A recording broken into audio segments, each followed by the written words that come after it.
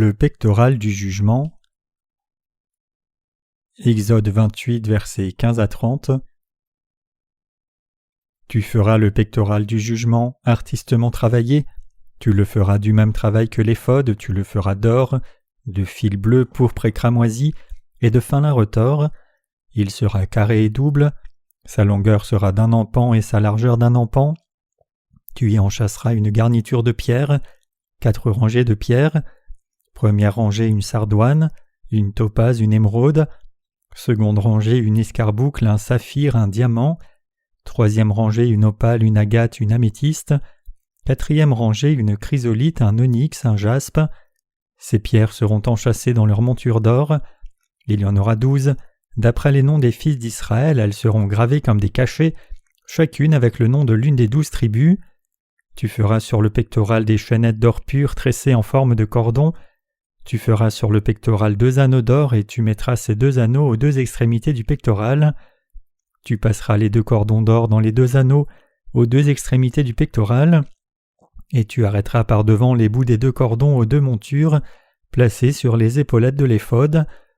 Tu feras encore 2 anneaux d'or que tu mettras aux 2 extrémités du pectoral sur le bord intérieur appliqué contre l'éphod et tu feras 2 autres anneaux d'or que tu mettras au bas des 2 épaulettes de l'éphod sur le devant, près de la jointure au-dessus de la ceinture de l'éphod. On attachera le pectoral par ces anneaux de l'éphod avec un cordon bleu, afin que le pectoral soit au-dessus de la ceinture de l'éphod et qu'il ne puisse pas se séparer de l'éphod. Lorsqu'Aaron entrera dans le sanctuaire, il portera sur son cœur les noms des fils d'Israël, gravés sur le pectoral du jugement pour en conserver à toujours le souvenir devant l'Éternel.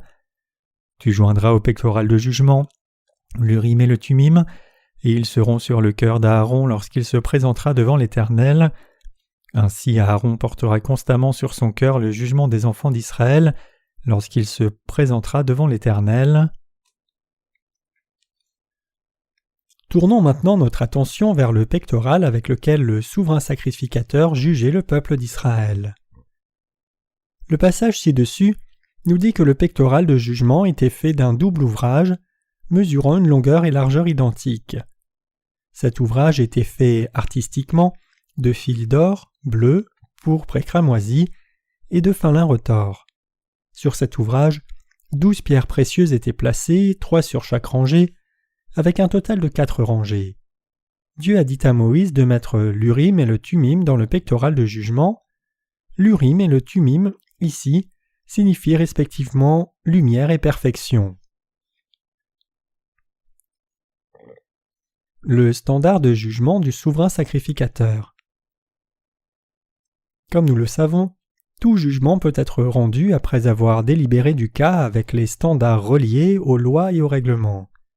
Ainsi, sur la base de quels standards le souverain sacrificateur jugeait-il pour le peuple ? Il devait juger le peuple par l'Urim et le Thummim dans le pectoral, c'est-à-dire lumière et perfection. La foi basique qui lui permettait de juger correctement était la foi dans la vérité révélée dans les 5 fils dont le pectoral de jugement était fait. En d'autres termes, c'était basé sur la foi qui croit dans la vérité composée du fil d'or, bleu, pourpre, cramoisi et du fin lin retors, que le souverain sacrificateur rendait le jugement pour tout le peuple d'Israël. Autrement dit, les standards de jugement du souverain sacrificateur sont la vérité, qui est lumière et perfection, révélée dans le fil bleu, pourpre et cramoisi et le fin lin retors utilisé pour le pectoral.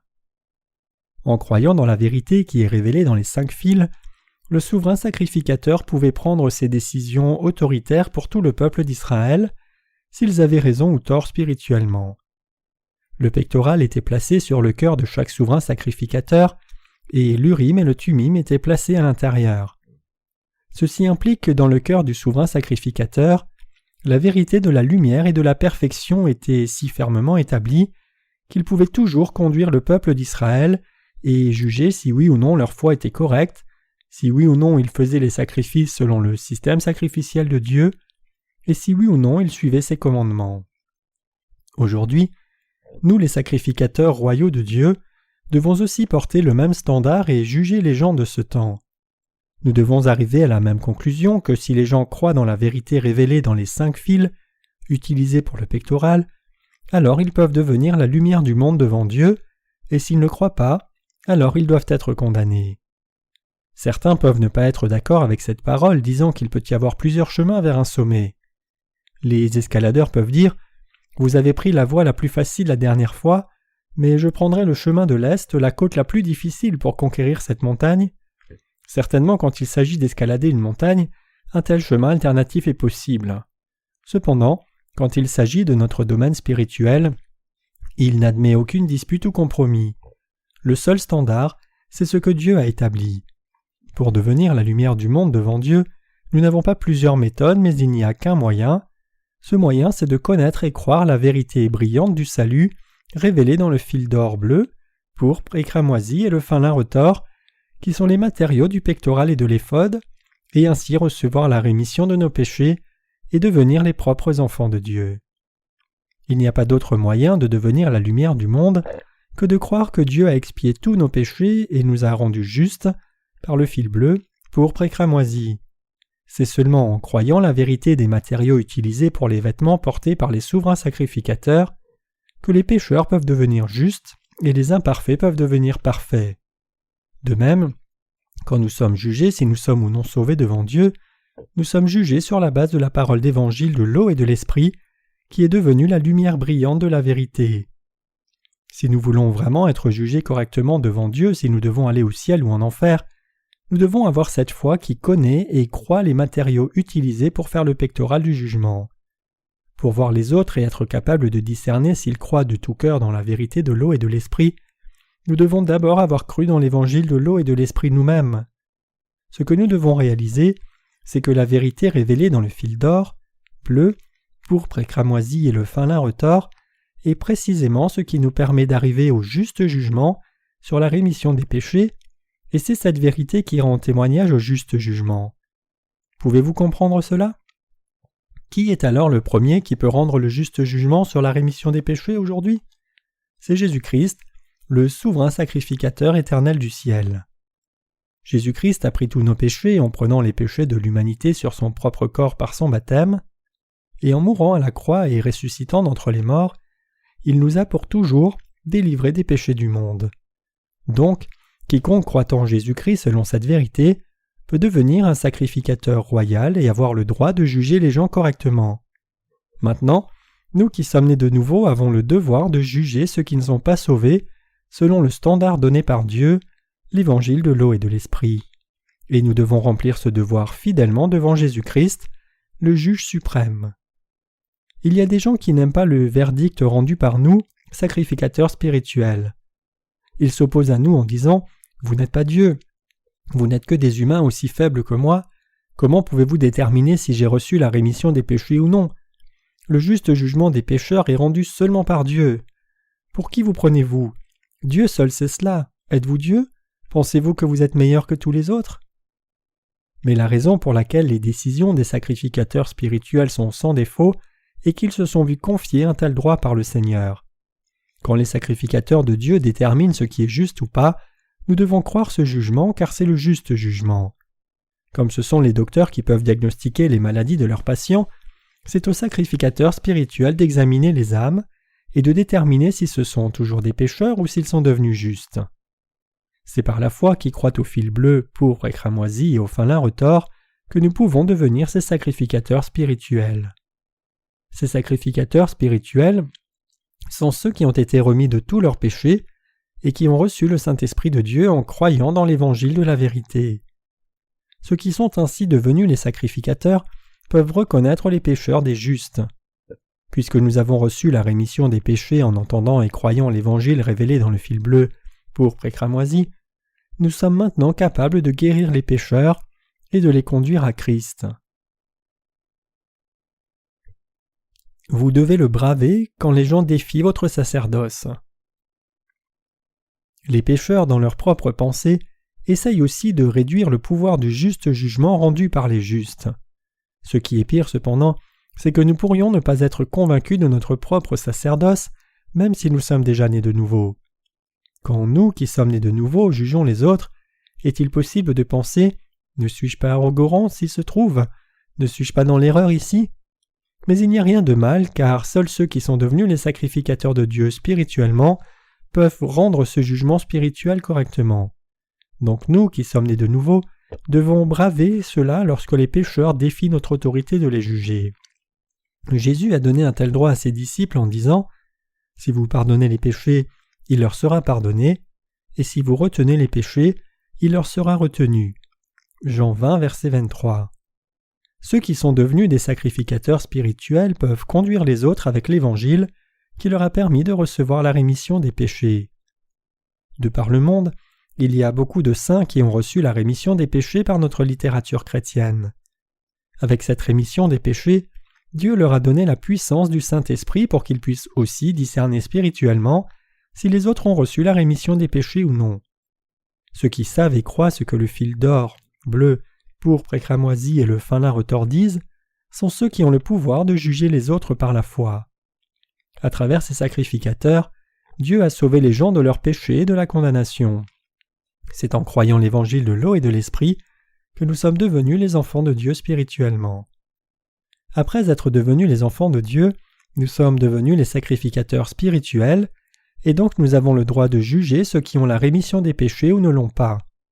Nous devons dire aux pécheurs sans hésitation qu'ils vont en enfer à cause de leurs péchés et qu'ils doivent recevoir la rémission de leurs péchés en croyant dans l'évangile de l'eau et de l'esprit.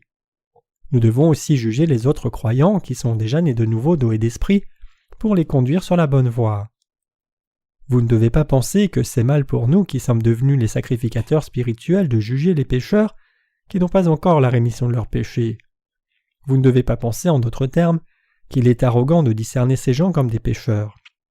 Au contraire, puisque nous portons toujours le pectoral du jugement sur notre torse comme sacrificateurs spirituels, nous devons remplir nos devoirs encore plus vigoureusement, laissant toutes les autres choses de côté. Nous devons, à la place de Dieu, dire la sentence à ces pécheurs destinés à l'enfer. Ces pécheurs reconnaîtront alors le jugement des sacrificateurs spirituels comme le jugement de Dieu, accepteront ce jugement, croiront la grâce de Dieu pour la purification des péchés, qui est révélée dans le fil bleu, pourpre et cramoisi et le fin lin retors, et ainsi seront sauvés de tous leurs péchés. C'est pour cela que si un tel jugement est donné par la foi, c'est alors le juste jugement. Alors, sur quels critères déterminons-nous si les autres ont reçu la rémission des péchés ou non? Nous pouvons déterminer cela sur la base de la foi qui croit aux 5 fils d'or, bleu, pourpre et cramoisi et le fin lin retors. Autrement dit, nous les sacrificateurs royaux pouvons juger les autres sur la base de l'évangile de l'eau et de l'esprit. Jésus-Christ, le Fils de Dieu, a pris tous nos péchés en étant baptisé par Jean-Baptiste, est mort à la croix, a été enseveli puis ressuscité des morts, et a ainsi effacé tous nos péchés et porté la condamnation de tous ces péchés. Ceux qui croient en cette vérité sont ceux qui ont reçu la rémission des péchés, et ceux qui ne croient pas comme cela méritent d'avoir la sentence de pécheurs. Le standard du jugement pour les justes, c'est-à-dire s'ils ont vécu des vies dignes spirituellement ou non, est aussi basé sur la façon dont ils ont servi l'évangile de l'eau et de l'esprit. De même, pour tous les jugements, la question de savoir si quelqu'un croit en l'évangile de l'eau et de l'esprit constitue le standard central qui est le plus important. Quiconque ne croit pas en cet authentique évangile devant Dieu restera pécheur. Quiconque laisse de côté même un seul de ces 4 fils de l'Ancien Testament, c'est-à-dire le fil bleu, pourpre et cramoisi et le fin lin retors de sa foi, restera pour toujours non sauvé du péché, car le salut de Dieu requiert la foi dans tous ces 4 fils. Parmi les chrétiens d'aujourd'hui, beaucoup disent qu'ils sont nés de nouveau en croyant au sang de Jésus seulement. Jugeant la foi de ces chrétiens qui croient seulement au sang de la croix, nous pouvons conclure que leur foi est insuffisante, car leur foi a été fabriquée tout en laissant de côté le fil bleu, le baptême de Jésus. Jésus pourrait-il avoir pris les péchés de l'humanité quand il est mort à la croix? La raison pour laquelle il était impossible à Jésus d'être crucifié sinon, c'était qu'il devait verser son sang et mourir à la croix à condition d'avoir d'abord pris tous nos péchés en étant baptisé par Jean-Baptiste au Jourdain auparavant. Si Jésus n'avait pas été baptisé par Jean, comment les péchés du monde auraient-ils pu être transférés sur lui? C'est parce que nos péchés étaient passés sur le corps de Jésus-Christ à travers son baptême que Christ pouvait porter les péchés de ce monde, être crucifié et verser le sang pour mourir et accomplir notre salut. Jésus a été crucifié parce qu'il avait pris les péchés de l'humanité quand il a été baptisé par Jean-Baptiste. Mais pour son baptême, comment aurait-il pu avoir pris nos péchés? Qui pourrait l'attacher à la croix pour accomplir la volonté de Dieu le Père? Si Jésus-Christ n'avait pas déjà pris nos péchés en étant baptisé, en d'autres termes, comment pourrait-il alors être mort à la croix? N'est-ce pas vrai? Si Jésus-Christ n'avait pas été baptisé par Jean-Baptiste, tous vos péchés seraient encore intacts dans votre cœur. Si le corps de Jésus-Christ n'avait pas pris les péchés du monde, alors quelle serait la raison pour laquelle il aurait dû mourir à la croix à notre place? Question qui se soulève par ignorance de l'évangile de l'eau et de l'esprit. Il y a quelques personnes qui demandent « Si c'est vrai que Jésus a pris tous nos péchés en étant baptisé, alors cela signifie que Jésus avait des péchés sur son corps, et si tel est le cas, comment ce Jésus pécheur aurait-il pu devenir le sauveur des pécheurs ?» C'est une question frustrante qui vient d'une ignorance complète de l'évangile de l'eau et de l'esprit. C'est sur sa chair que Jésus a pris les péchés de l'humanité quand il a été baptisé. Il n'a pas, en d'autres termes, pris les péchés du monde dans son esprit. La nature divine de Jésus baptisé est restée parfaitement sainte. Il a été baptisé seulement dans sa chair, et donc il a pris les péchés du monde seulement sur son corps. C'est parce que Jésus a été baptisé par Jean-Baptiste qu'il a pu être crucifié et condamné pour tous les péchés, verser son sang et mourir à la croix. Jésus lui-même n'a commis aucun péché du tout dans ce monde, 2 Corinthiens 5, verset 21. Mais puisque Jésus-Christ a pris les péchés du monde en étant baptisé par Jean-Baptiste, ces péchés du monde ont été mis sur son propre corps. Si tel n'avait pas été le cas, Jésus-Christ n'aurait jamais pu devenir notre Sauveur. Ce que je veux dire à des gens aussi ignorants, c'est que Jésus n'a pas pris les péchés du monde à la croix. Laissez-moi vous dire encore ceci. Le fait que Jésus soit mort à la croix vient de ce qu'il a pris les péchés du monde sur lui quand il a été baptisé par Jean-Baptiste au Jourdain. Si ce n'est pas vrai, alors il n'y aurait pas eu d'autre occasion pour que Jésus prenne les péchés du monde. Bien que Jésus soit devenu l'agneau sacrifié pour tous les pécheurs, fondamentalement, il n'avait pas de péché du tout dans son cœur. Jésus n'avait pas de péché depuis sa naissance, mais plutôt en étant baptisé par Jean-Baptiste, il a pris les péchés du monde qui ont été transférés sur son corps. C'est ainsi que Jésus est devenu l'offrande légale pour tous les péchés du monde. En d'autres termes, puisque Jésus a pris les péchés de l'humanité en étant baptisé, il devait ensuite verser son sang et mourir à la croix. Après tout, il est ressuscité d'entre les morts et est ainsi devenu notre vrai Sauveur. En faisant cela, il a porté la condamnation du péché. Donc, par la foi qui croit en l'évangile de l'eau et de l'esprit, vous devez être sauvés de tous vos péchés si vous avez encore du péché dans votre cœur. L'histoire du christianisme corrompu. Dans la période de l'Église primitive, c'est en croyant au baptême de Jésus et au sang de la croix que les apôtres comme Paul et Pierre et les saints de l'époque pouvaient aussi devenir et travailler comme sacrificateurs spirituels. Historiquement, après la fin de l'Église primitive et le temps des pères de l'Église, la vérité de l'évangile de l'eau et de l'esprit a commencé à être corrompue et l'édit de Milan en 313 après Jésus-Christ a accéléré ce processus décadent. Je crois que c'est de cette corruption que sont nés les pécheurs chrétiens d'aujourd'hui. Depuis, une grande foule de chrétiens de nom s'est levée et ils disent avoir reçu la rémission des péchés même s'ils croient seulement au sang de la croix. Dès lors et jusqu'aujourd'hui, l'évangile révélé dans le fil bleu, pourpre et cramoisi, n'a pas été transmis mais il est resté caché. C'est un fait perturbant que se soient levés tant de pécheurs chrétiens qui considèrent le christianisme seulement comme une simple religion de ce monde. Quand nous jugerons les chrétiens d'aujourd'hui sur la base de la foi qui nous a permis de devenir des sacrificateurs spirituels, nous pouvons voir que beaucoup d'entre eux ont mal compris et mal conçu le salut qui leur permet de recevoir la rémission des péchés. Nous pouvons voir que toutes déclarations de foi de toutes les dénominations du christianisme d'aujourd'hui sont quasiment similaires les unes aux autres. Elles ne diffèrent que dans le nom des dénominations. Quand il s'agit de leur foi, ils pensent tous qu'ils ont été délivrés du péché en croyant seulement au sang de la croix. Mais leur cœur n'a pas été vraiment remis du péché. Même s'ils restent ignorants de l'évangile de l'eau et de l'esprit de Dieu, ils pensent eux-mêmes être de bons chrétiens. Nous pouvons voir que même si ces gens croient en Jésus comme leur sauveur et au sang de la croix, ils sont encore obsédés seulement par leur prière de repentance, car ils ne connaissent toujours pas la vérité qui leur permet de purifier leurs péchés. Ils sont, en d'autres termes, des gens qui essayent d'effacer leurs péchés même s'ils sont toujours inconscients de la puissance de l'Évangile, de l'eau et de l'Esprit. C'est pour cela que nous diffusons maintenant cet Évangile authentique de l'eau et de l'Esprit une fois encore aux gens du monde entier. Puisque dans le monde entier les gens sont ignorants du baptême que Jésus a reçu de Jean-Baptiste, nous reconnaissons que nous devons leur prêcher cet Évangile de l'eau et de l'Esprit, révélé dans le fil bleu, pourpre et cramoisi, utilisé comme matériau pour le tabernacle. Nous tous prêchons l'Évangile à ce monde entier, disant que, puisque Jésus a pris les péchés du monde en étant baptisé par Jean-Baptiste, il a pris toute la condamnation du péché en étant crucifié et mourant. Nous disons cela aux gens qui ne connaissent pas l'Évangile de l'eau et de l'Esprit et leur diffusons cet Évangile. Nous réalisons ainsi le besoin de leur donner une occasion d'entendre ce vrai Évangile pour qu'ils puissent croire. Dans certains pays, l'histoire de la foi chrétienne remonte à 1000 ou 2000 ans. Mais il est clair que la plupart des chrétiens n'ont pas une compréhension lucide de l'Évangile de l'eau et de l'Esprit. Quand nous les jugeons sur la base de la vérité de l'Évangile révélé dans le tabernacle, beaucoup doivent croire en Jésus comme leur sauveur tout à nouveau.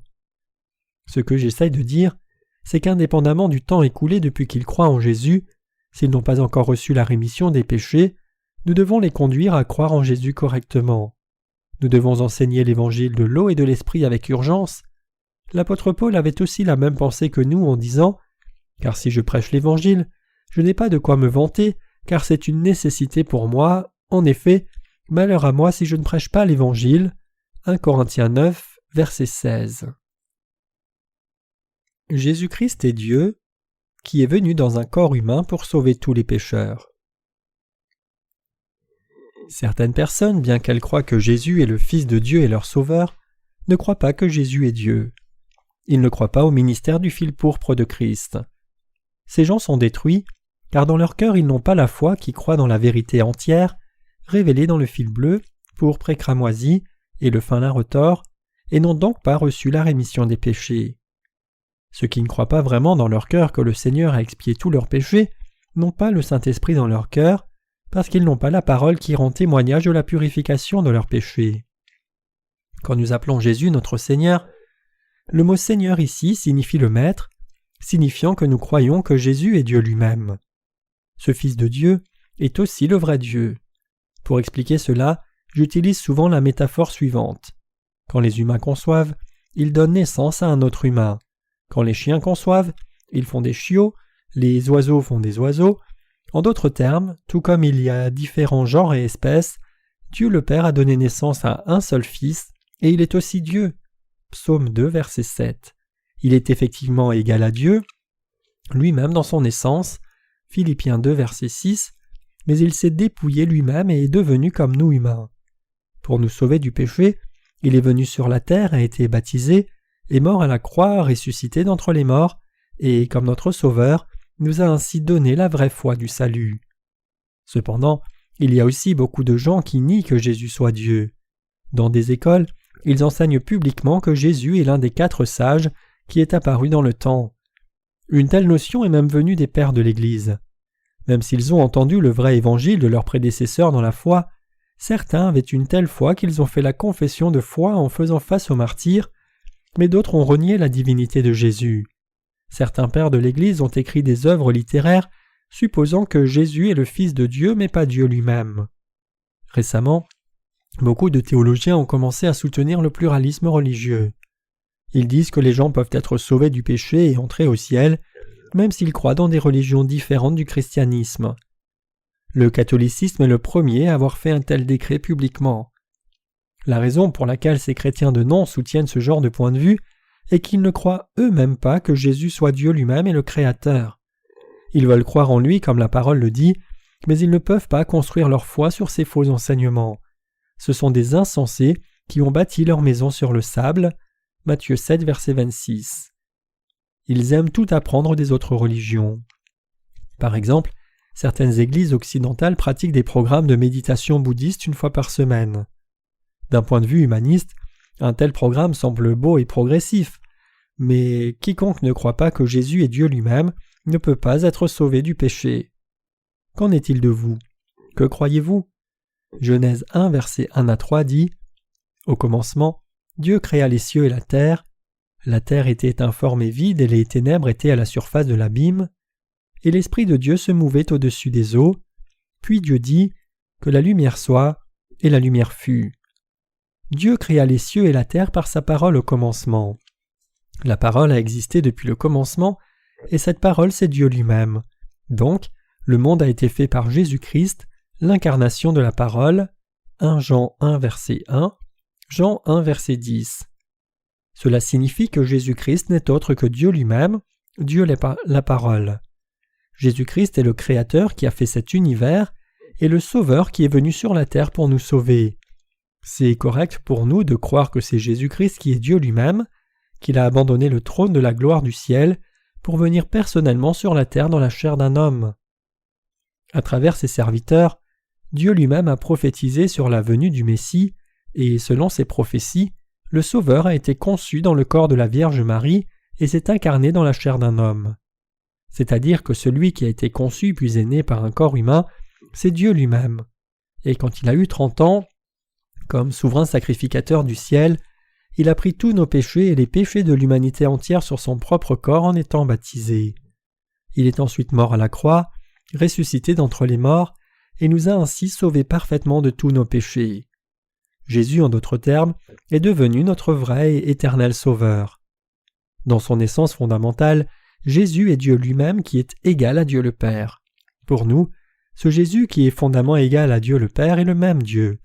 Le Père de Jésus-Christ est aussi Dieu pour nous, et il en va de même de Jésus-Christ lui-même. Pourquoi? Parce que le monde a été fait par lui, et par lui nous avons aussi été faits en tant qu'humains. Dieu a dit dans Genèse 1, 26 « Faisons l'homme à notre image et à notre ressemblance ». Quand Dieu a fait l'homme à son image, Jésus-Christ était là. Il est celui qui nous a fait. C'est lui qui nous a fait, et c'est lui qui nous a sauvés du péché. Jésus-Christ qui est venu pour nous sauver est notre vrai Sauveur. Puisque Jésus-Christ nous a donné le salut et puisqu'il est aussi Dieu lui-même, nous croyons qu'il est le Seigneur de notre salut. Ainsi, vous et moi ne devons pas continuer d'errer dans la confusion, mais dans nos cœurs nous devons croire au Seigneur Dieu qui est venu par l'évangile de l'eau et de l'esprit comme notre Sauveur. Il y a des gens qui continuent d'insister qu'ils sont enfants de Dieu même si leur cœur reste plein de péché. Peuvent-ils vraiment être le peuple de Dieu quand leur cœur a du péché? Peuvent-ils aller au ciel même quand leur cœur est pécheur? Bien sûr que non. Peu importe qu'ils soient chrétiens ou non, s'ils n'ont pas reçu la rémission des péchés à cause de leur ignorance de l'évangile de l'eau et de l'esprit, aucun d'entre eux ne peut entrer au ciel. Mais dans les communautés chrétiennes de par le monde entier, il y a tant de gens qui ont ce genre de foi. Qui doit alors répandre le vrai évangile correct de l'eau et de l'esprit pour ces gens? Nous, c'est-à-dire vous et moi, devons exercer le juste jugement pour eux et prêcher l'évangile de l'eau et de l'esprit qui est la vérité. L'évangile révélé dans le tabernacle n'est pas le genre de vérité qui peut être prêché seulement une fois ou deux, puis abandonné complètement. C'est la vérité du vrai salut qui doit continuer d'être répandue jusqu'au jour où notre Seigneur reviendra. Connaissez-vous cet évangile de l'eau et de l'esprit qui vous permet de recevoir la rémission des péchés? Si les gens ont du péché, alors ils ne sont pas enfants de Dieu. Ils doivent avoir la foi, qui croit dans l'évangile de vérité du salut, qui est révélé dans le fil bleu, pourpre et cramoisi, utilisé pour le tabernacle en tant que matériau. Nous devons diffuser l'évangile de l'eau et de l'esprit jusqu'à la fin du monde. Sommes-nous trop embarrassés pour prêcher l'évangile de l'eau et de l'esprit?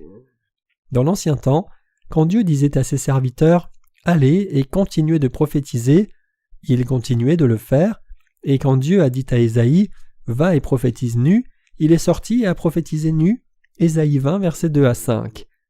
C'est seulement quand nous prêchons cet évangile de l'eau et de l'esprit tel qu'il est révélé dans le tabernacle à tout le monde qu'ils peuvent échapper à la colère de Dieu. C'est pour cela que nous devons continuer de diffuser l'évangile. Qu'en est-il de vous? Votre cœur a-t-il effectivement la parole de foi qui vous apporte le vrai salut? Quand les gens de par le monde entier n'ont pas la parole de la rémission des péchés et appartiennent toujours à Satan, comment pouvez-vous rester assis tranquillement et ne rien faire? Vous ne pouvez pas rester assis. Il y a beaucoup de partenaires dans le monde entier. Ils croient clairement dans l'évangile de la rémission des péchés, l'évangile de l'eau et de l'esprit. Certains nous ont confessé qu'ils étaient persécutés quand ils ont parlé de l'évangile de l'eau et de l'esprit à leurs collègues. Ils ont bravé les opposants de l'évangile de l'eau et de l'esprit en disant « Vous n'êtes pas le peuple de Dieu, puisque vous avez encore du péché dans votre cœur. Vous allez en enfer à cause du péché qui vous souille par votre incrédulité face à l'évangile de l'eau et l'esprit. Maintenant, je ne peux pas vous appeler frère, même si vous m'appelez mon frère, car je ne suis plus un pécheur comme vous. » Nous ne les avons jamais conduits à agir de la sorte, mais le Saint-Esprit en eux les conduit à faire ce qu'il faut. Il n'y a pas besoin d'être intimidé, car vous avez dans vos cœurs l'évangile de l'eau et de l'esprit, qui constitue le standard sur la base duquel vous êtes capable de juger tous les autres. Cette capacité de discerner correctement la rémission des péchés des autres a été augmentée pour vous parce que vous avez cru l'évangile de vérité, révélé particulièrement dans le tabernacle. Nous devons nous tenir devant Dieu avec la foi dans la vérité qu'avec ces 3 fils de couleur bleue, pourpre et cramoisi, le Seigneur nous a sauvés de tous nos péchés et nous a rendus justes.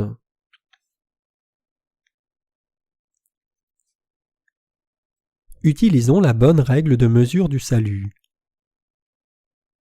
Nous pouvons appeler la parole de Dieu le canon. Le mot canon est dérivé du terme hébreu canet et le grec canon, dont les deux désignent une règle de mesure. Quand nous devons mesurer quelque chose, alors nous devons utiliser un mètre ou une règle de mesure pour le mesurer correctement. Ainsi, quand nous devons discerner l'état spirituel de quelqu'un, c'est-à-dire si une personne est née de nouveau ou pas, nous devons sonder cette personne avec la règle de mesure du fil bleu, pourpre et cramoisi et du fin lin retors. Comme un tailleur utilise son mètre pour mesurer la taille de ses clients, nous devons rechercher si oui ou non cette personne a effectivement été sauvée du péché. Le moyen de le faire, c'est la vérité révélée dans le fil bleu, pourpre et cramoisi et le fin lin retors. Sur la base de cette parole de Dieu, en d'autres termes, nous devons sélectionner chaque aspect de la foi de la personne et clairement distinguer ce qui est en dessous du standard et ce qui en dépasse. En particulier, nous devons inspecter notre foi totalement avec la règle de mesure du fil bleu, pourpre et cramoisi, c'est-à-dire l'évangile de l'eau et de l'esprit. Si quelqu'un croit en Jésus seulement par le fil pourpre et cramoisi, alors son salut ne peut pas être approuvé par Dieu comme les sacrificateurs royaux de son Église. Quiconque veut être remis de ses péchés doit croire dans la vérité complète du salut manifesté dans le fil bleu, pourpre et cramoisi. Nous devons tous croire que Jésus est venu sur la terre pour sauver toute l'humanité du péché, a pris tous nos péchés en étant baptisé, et est ainsi devenu notre vrai sauveur. Nous devons tous avoir ce standard de juste jugement. C'est sur la base de la parole de Dieu que nous pouvons décider si les gens sont pécheurs ou justes. Nous ne pouvons pas le faire sur la base de notre propre connaissance ou nos émotions d'une façon ad hoc. Ce travail est nécessaire pour que les sacrificateurs spirituels remplissent leur devoir de faire l'offrande du péché pour leur peuple. Maintenant, en ce temps, vous et moi devons juger tous les gens du monde avec un tel standard correct. Le même standard s'applique également à tous, à nos enfants, femmes, maris, pères et mères, beaux-parents et petits-enfants. Nous devons discerner la foi des autres avec la parole de Dieu. Ceux qui sont devenus des sacrificateurs doivent placer la règle de mesure du jugement sur le cœur de tout le monde. Connais-tu et crois-tu la vérité de Jésus, du fil bleu, pourpre et cramoisi et du fin lin retors? Si tu crois ainsi, alors tu es sauvé, mais sinon, tu n'es pas sauvé. Rendre un jugement clair comme cela est la bonne chose à faire pour nous. Si c'est ce que les souverains sacrificateurs ont fait auparavant, alors vous et moi qui sommes devenus les sacrificateurs spirituels d'aujourd'hui, devons aussi le faire sans faute. Si nous ne faisons pas ce que nous devons faire comme ces sacrificateurs, alors nous ne pouvons pas éviter d'être repris par Dieu. Certains disent « Ce n'est pas la façon d'évangéliser quelqu'un, c'est ainsi que vous évangélisez. Si nous devions tous évangéliser les gens comme vous, qui croirait en Jésus ?» En théologie, il y a un cours de formation appelé l'art de l'évangélisation. Il donne un guide de comment faire l'évangélisation. Une fois, le terme « évangélisation par l'amitié » était une expression sur les lèvres de tous les prédicateurs dans ce domaine. Les adhérents enseignent encore que lorsque nous essayons d'évangéliser les gens, nous devons devenir amis d'abord, puis progressivement les amener à l'Église. Ils ont raison. Ils disent aussi que lorsque la personne décide de croire en Jésus par les efforts d'évangélisation, alors ils lui font répéter la prière pour recevoir Jésus afin que Christ vienne dans le cœur de cette personne et qu'elle soit sauvée. Mais quel est le résultat final de cette approche? Les péchés disparaissent-ils du cœur de ces nouveaux convertis? Ce n'est pas le cas. Ils vont à l'église, mais ils ont toujours du péché. En d'autres termes, les nouveaux convertis sont seulement devenus des pratiquants religieux du christianisme en plus. Ayant ainsi fait que ces gens croient en Jésus, ils les conduisent à donner des dîmes et des offrandes. À la fin, bien qu'ils soient devenus des chrétiens, ils ne peuvent pas échapper au jugement de Dieu, car ils ont toujours du péché. Ils nous disent que notre méthode de diffusion de l'Évangile est mauvaise en disant « Comment pouvez-vous demander aux gens s'ils ont des péchés alors que vous venez de les rencontrer? Comment pouvez-vous amener le sujet du salut si rapidement, rendant un jugement s'ils sont sauvés ou non alors que vous les connaissez à peine ?» Bien sûr, nous devons accorder une certaine considération à ce qu'ils disent, parce que l'âme que nous voulons sauver a une personnalité qui peut être facilement blessée par nos lèvres. Mais tôt ou tard, nous devons prêcher l'évangile du salut aux non-croyants avec qui nous sommes en contact. Peu importe combien nous devenons amis, puisque nous devons leur prêcher l'évangile tôt ou tard, nous ne pouvons pas manquer une occasion de prêcher l'évangile par la foi. Pourquoi? Parce que si nous ne leur disons pas cette vérité jusqu'au bout, nous n'aurons pas diffusé l'évangile correctement. Donc, nous devons demander à tous les gens, que l'on soit au début ou à la fin de notre conversation pour l'évangélisation, « Avez-vous du péché dans votre cœur ?» Si la réponse est oui, alors nous devons prêcher l'évangile de l'eau et de l'esprit. Bien sûr, ils peuvent nous reprocher notre apparente agressivité, mais puisque nous sommes des sacrificateurs spirituels, nous devons nous rappeler que c'est notre devoir solennel de faire sonner la trompette de l'évangile de l'eau et de l'esprit pour tous les gens clairement. Un Seigneur, un baptême et un Dieu. Nous avons été remis de tous nos péchés, et le but de nos vies consiste à diffuser l'Évangile de par le monde. Comme on nous a donné le même devoir d'évangéliste qui prêche l'Évangile de l'eau et de l'Esprit, nous travaillons ensemble. Pourquoi le faisons-nous? Parce que nous croyons au même Dieu, nous avons reçu la même vie éternelle, et nous jouirons de la même gloire. Nous sommes tous différents les uns des autres, chacun avec sa propre personnalité et son caractère, mais la raison pour laquelle nous nous laissons de côté nous-mêmes et nous unissons les uns les autres, c'est de mener nos vies seulement pour Dieu. Dieu a mis le pectoral de jugement sur le cœur de ceux qui sont devenus les sacrificateurs d'aujourd'hui. Et le pectoral devait être attaché. On attachera le pectoral par ses anneaux de l'éphod avec un cordon bleu, afin que le pectoral soit au-dessus de la ceinture de l'éphod et qu'il ne puisse pas se séparer de l'éphod. Exode 28, verset 28. Cette phrase insiste une fois encore sur le baptême de Jésus, qui est indispensable dans tout jugement que nous rendons. Donc, l'apôtre Paul déclare aussi l'importance du baptême de Jésus en disant « Il y a un seul corps et un seul esprit, tout comme vous avez été appelés à la même espérance dans votre appel, un seul Seigneur, une seule foi, un seul baptême. » Éphésiens 4, versets 4 à 5. Nous avons la responsabilité de juger si les âmes des gens sont sauvées ou non, sur la base de leur foi en l'évangile de l'eau et l'esprit. Et pour ceux qui doivent encore recevoir la rémission des péchés, nous devons prêcher l'Évangile, et pour ceux qui ont reçu la rémission des péchés, nous devons leur donner la reconnaissance et les aider à grandir dans leur foi.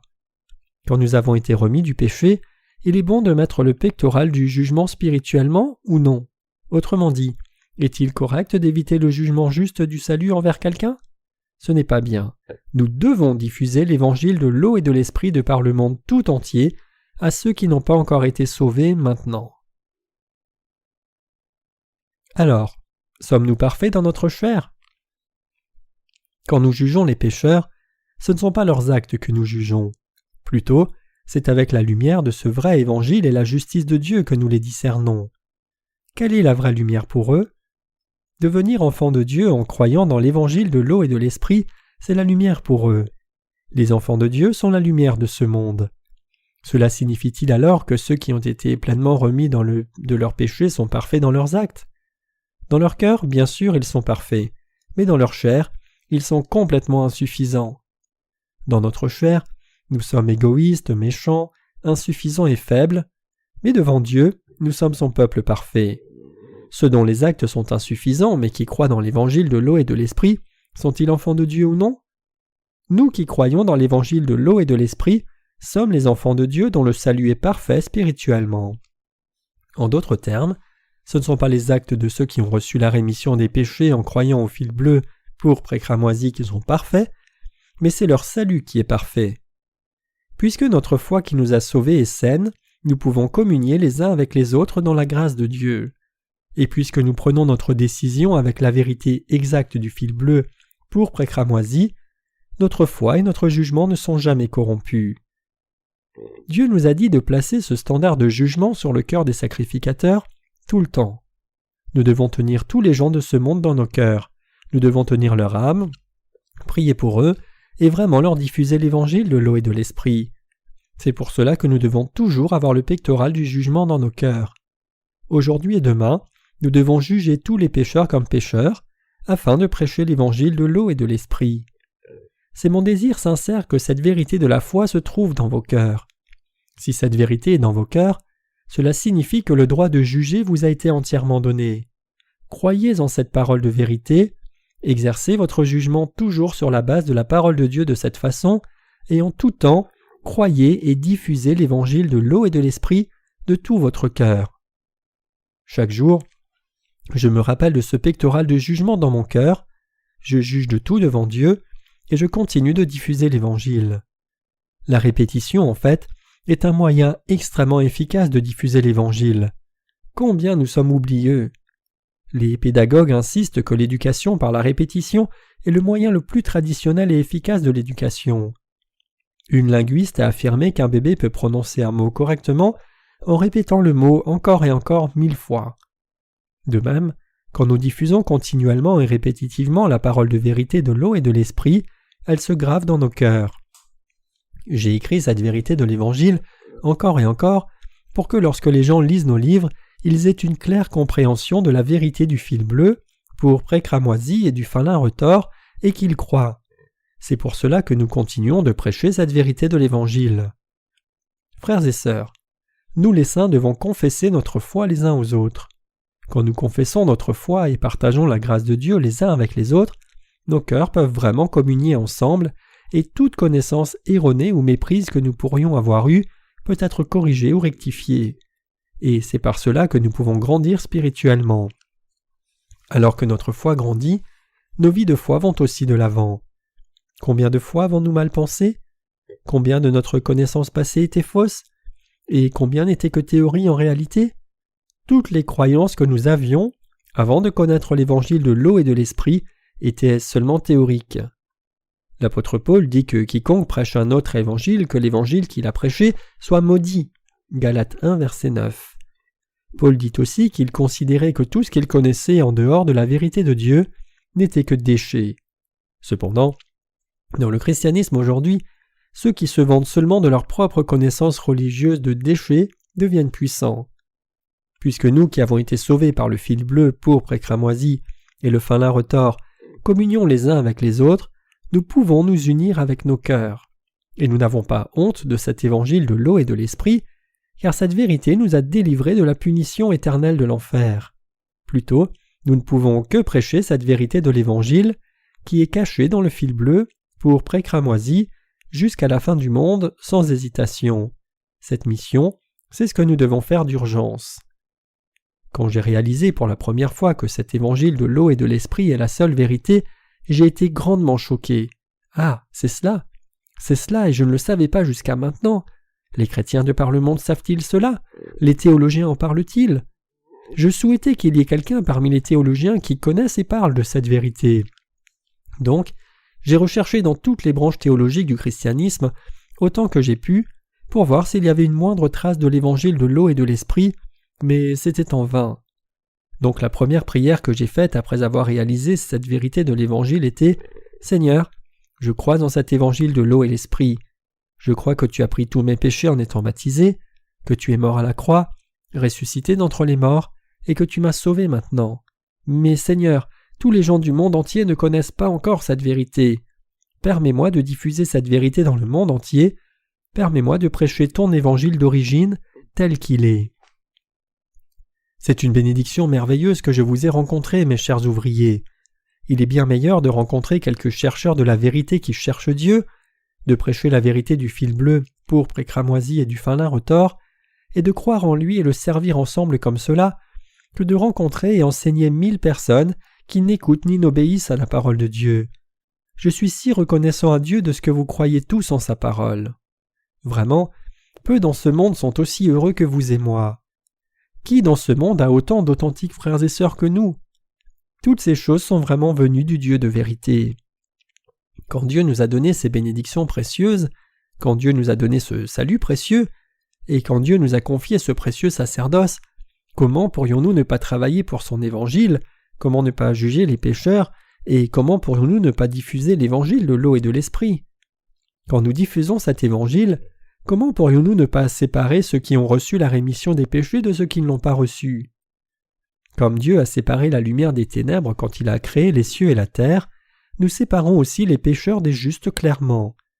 Dieu ne prend pas plaisir quand nous mélangeons la vérité à des faussetés. Il dit donc « Tu ne sèmeras point dans ta vigne diverses semences, de peur que tu ne jouisses ni du produit de ce que tu auras semé, ni du produit de la vigne. Tu ne laboureras point avec un bœuf et un âne attelés ensemble.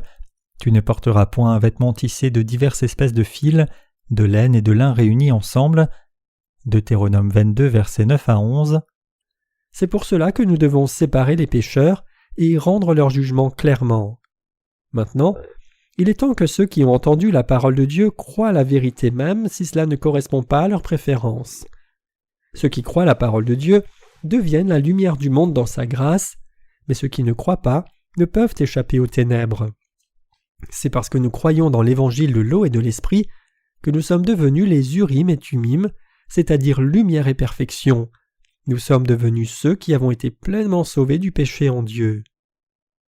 Êtes-vous vraiment devenus enfants de Dieu en croyant dans l'évangile de l'eau et de l'esprit? Nous menons maintenant nos vies en faisant l'œuvre de sacerdoce royal grâce à Jésus-Christ, qui est devenu le roi des rois dans ce monde. Je remercie Dieu de nous avoir donné cet évangile de salut.